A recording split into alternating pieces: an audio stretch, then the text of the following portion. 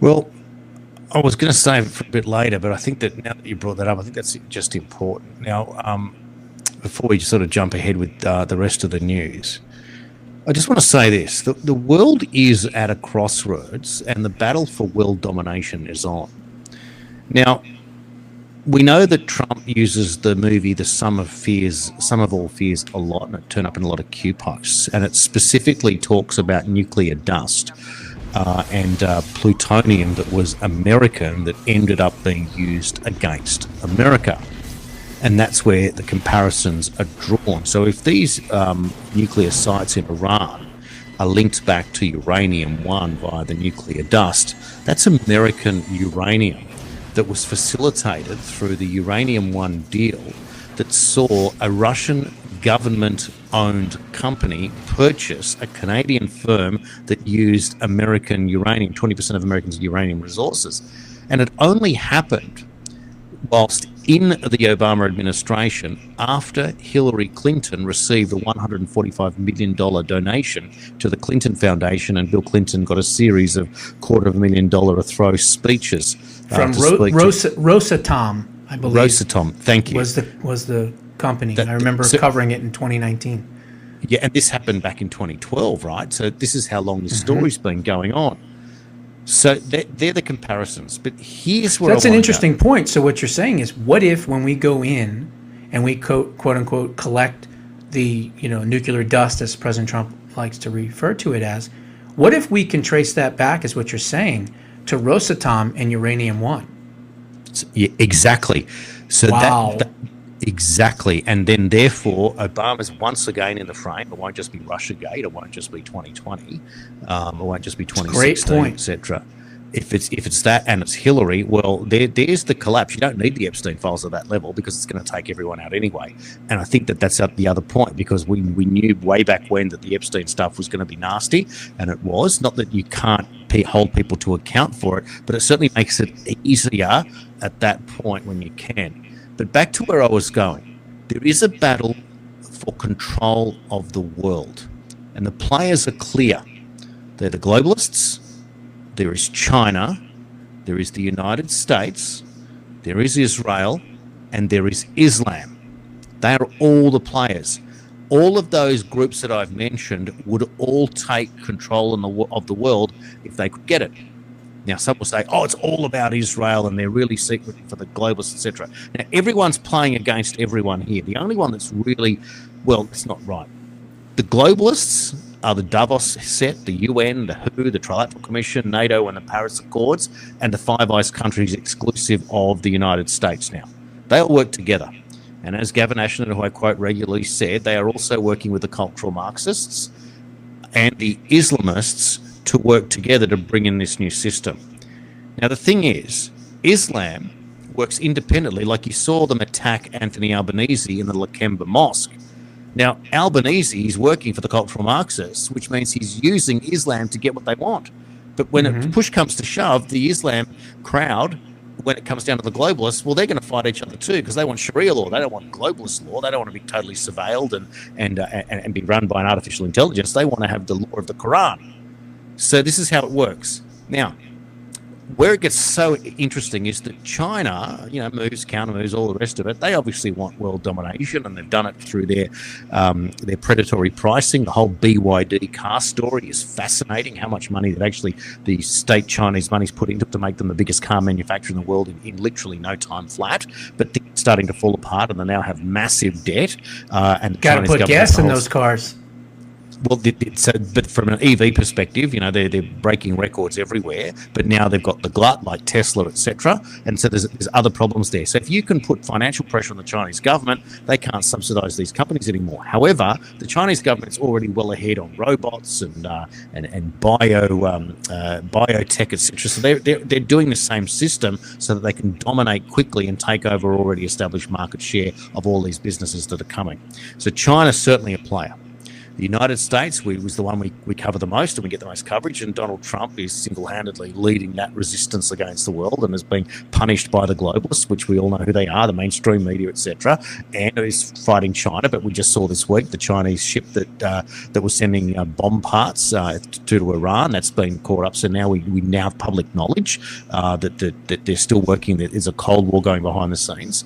Now, the Israel story, of course, is what gets everyone's nose out of joint. It's all about Israel. This tiny car park of a nation has Donald Trump in their back pocket, but really they're working for the globalists, even though there's Soros and Schumer Jews, and then there's Jared Kushner Jews, and they're certainly not on the same side. Now, there's no way that Jared Kushner and Chuck Schumer are ever going to be on the same team, or George Soros, and we know that Trump has come out against Soros very hard, and of course now with the Virginia rules, can't look at it like that. Now, when Q said it was going to be biblical, let's look at how this comes out. This is why it's so important. And are you going to be prepared and benefit, or unprepared and decline from it? Because the globalist system is all about managed decline. We've all seen it. We all know what's going on. Everything gets tougher every week or every year. Inflation runs higher than wages. Housing prices run higher than inflation. Your kids become nihilists and you give up. And therefore you look to the government, save me, save me, save me. You have a COVID crisis and everyone gets paid more than they got for working. And of course they become more dependent on government. So what have we got coming? This is the world domination thing. If things turn absolutely badly, a huge proportion of society is hoping for the second coming of Christ. It's what Christians believe in, right? That's the point. And conditions are being created to test that possibility, literally. But at the same time, you have heard Netanyahu and you've heard Ben-Gvir and you've heard about the Third Temple. Well, that heralds the arrival of the Jewish Messiah in the same period in history, if that was to come out. And that looks like the potential forcing of prophecy. You've also got 13 scientists, 13 now dead, if you include David Wilcock. I don't know if you know David Wilcock, Josh. I don't. Kerry Cassidy says he's a scientist, but he was also a podcaster. He's very big in the old ET, UFO, UAPs, all that stuff. And Kerry Cassidy wrote, to all those news and broadcasters, please get your facts right. David Wilcock was the Director of Advanced Technology at Stavati Aerospace, where he promoted the integration of free energy technologies into the aerospace projects. It's a firm focused on next-generation military aircraft, such as the SM-39 Razor. In other words, David Wilcock was a scientist working on free energy, zero-point propulsion systems, such as the Powers UFOs, etc. He's one of the recently died missing suicide scientists being reported, technically number 13. So, wow. Very, very sadly, David Wilcock took his own life, according to preliminary reports that have been reported on TMZ and floating around the world. Now, the reason was he literally, according to reports, he stood in front of authorities when they arrived with a gun to his head and pulled the trigger. So, but he did say days earlier that he had a very tough week, but he also said he'd be on a podcast. He did. He's also said in the past he's not suicidal. So it leads me to believe, that in these circumstances, some massive amount of pressure, whether it's this idea that they're going to be thrown in Guantanamo for life for revealing state secrets on podcasts or some crap like that, or whether they're going to go after people's families, or this type of stuff is causing some horrific stuff. But the only reason they're doing that is because we are so close to the news coming out, whatever that news will be.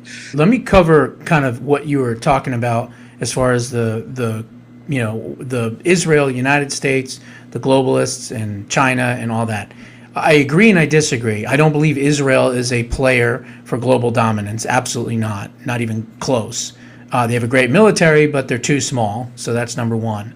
I think it's the United States and China, and then you have Islam and you do have globalists, right? But really, it's going to depend on what happens from now until 2028, and then from 2028, hopefully, a continuation of American dominance into 3032 and beyond. Because right now you have to look at the fact that what President Trump has been able to do in a very short amount of time, a year and a half or less, he has completely changed the entire world order. He has destroyed the globalists in so many different aspects and ways. He has hurt China by taking away their ability to get unsanctioned oil or secretly sanctioned oil at a cheaper rate.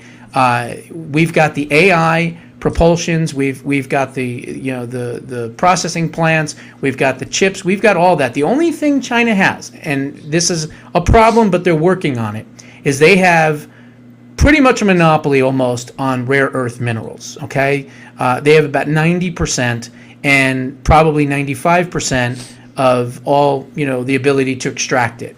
Well, we are now working on pulling some of that away in Central America. In Brazil, there was just a story the other day. We just did a huge deal for rare earth minerals there. We've got the Ukraine rare earth minerals. Eventually, Greenland is going to be extrapolated. It's going to take time. So what we're doing is we're cutting off China from being the global power that they hope to be, and we've already destroyed them. Now, I will say this, and I don't want to scare people, and please God, I hope I'm wrong, but I'm very worried about President Trump going to meet with Xi Jinping. A lot of times he likes to say, me and Xi have a good relationship and this and that. Meanwhile, we just found out the other day that the ship that was coming through had all kinds of weaponry, and it had rare earth minerals to make more bombs and missiles on board of it. And he even mentioned, he's like, well, that's war. No, that's not war. That's being naive, trusting your, quote, adversary, which you never want to do, number one.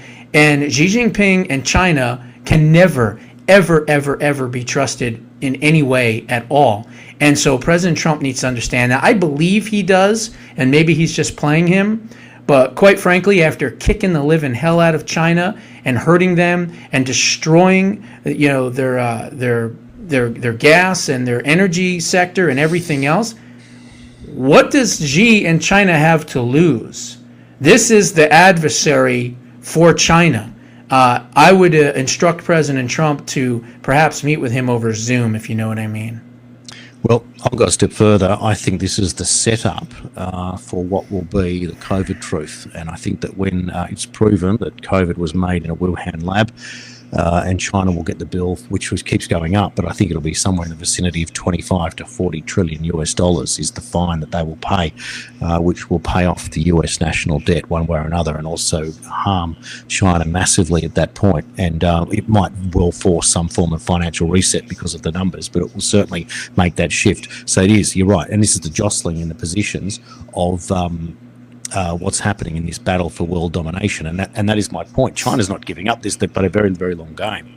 And I agree with you that Israel, as a car park, certainly isn't asking for world domination. But what's happening, of course, is that there is the let's call it the creating of the conditions to bring on prophecy. So you've got Jewish Messiah as much as the second coming of Christ. The ET story is massive. The last bit I want to say about the ET story was that there was a scientist by the name of Amy Eskridge. She her death was recorded as a suicide back in 2022, but she was a scientist who was researching. I'll just give you the details here.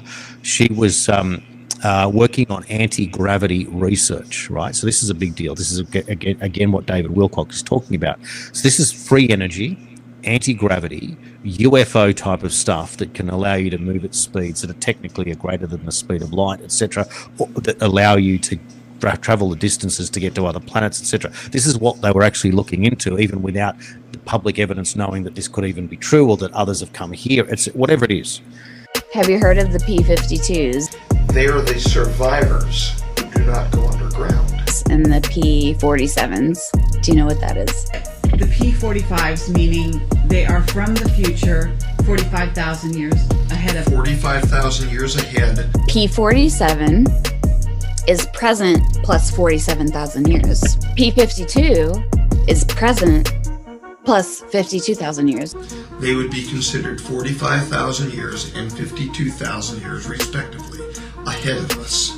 They're us from the future. And they talked about a P-45 and a P-52 civilization. And what that is from 45,000 years in the future and 52,000 years in the future, The claim was that the aliens the ETs that have come here, the grey aliens that have come here, are actually humans from the future time traveling back. So this is a scientist saying it. Was originally conspiracy theory and fiction, and now she's saying this thing. And the difference was that there was two timelines that existed, and that one of them was a result of a nuclear war that wiped out 80% of the population and had, I think, a 19% chance of happening, which meant there was an 81% chance happening that it didn't happen, which basically gives you these possibilities. And that this nuclear war was meant to have taken place in the period around now and 2030. And that is what she is talking about to Dan Burish, who is not a nobody, who is a genuine insider in this space. And Wilcock covered a lot of this stuff. Now, back in 2017, David Wilcock, when all this stuff broke with Trump and there was that story of John Kerry going down to Antarctica 3 days after he was elected, he was talking about these insiders, and he said what's down there is these frozen bodies of what we're calling pre-Adamites. In other words, a species of intelligence, an intelligent species, not necessarily human, not necessarily alien, but something else that's not us, that has been down there living under the ice in Antarctica. They're much bigger, and that this will eventually come out in some form of disclosure, but they were actually removing lots and lots of artifacts to remove the evidence. And that's what he covered a lot way back in 2017. So say what you like about Wilcock and these stories, but this was the job of these people, was to seed a very long process of disclosure into the community, whether or not you believe it or not. Now, when I'm wearing my TNT radio hat, we stick to the facts of the day, and that's what gets a lot of people out of joint because they feel like it's too slow. But then it's about the detail, the nuance, and bringing in more credible people and bigger audiences, a bit like what Karl Stefanovic is doing. So there are horses for courses. And I guess what our show is doing here is it's spreading like mozzarella cheese the different narratives to show you that whilst we're covering the facts of the day and competing with the Karl Stefanovics and the and the mainstream American news in the US, etc., we also are taking on board what you're saying in terms of conspiracy theory and suppressed information, etc. And I follow these guys too. And David Wilcock's non-confirmed but effectively confirmed death saddens me and breaks my heart. The guy was about my age, Josh. He was about 53. He'd recently divorced from this beautiful woman that he was married to for 4 years, and there were some other stories there and people taking him apart, and clearly he had some certain issues, etc., and a lot of stress, and he's self-employed and he's selling this stuff to pay bills, etc. But he's trying to get this information out. And of course you can say it's all wrong, it's all bullshit, it's all lies, it's all shilling, it's all the rest of it. And then there'll be all the people saying, oh no, they're all demons, etc. That's my point, guys. For the demon people, yes, the second coming of Christ. For the for those that are hating on Israel, yes, there's a push for the Jewish Messiah. Yes, there's the push for USA. Yes, there's a push for China. And yes, there's the globalists. And it's the globalists who look like they're going to be the first ones to fall here. And then there's us here in Australia sitting on the sidelines wondering what the hell do we do? And we have to sit on the sidelines to a point. But the only thing that we can do in the meantime is say, well, are we going to be prepared or are we not? And I'll say it again, Josh. There it is. What is it? Merge or die, guys. Merge or die. Get prepared. This is our moment. This is what we've been waiting for forever.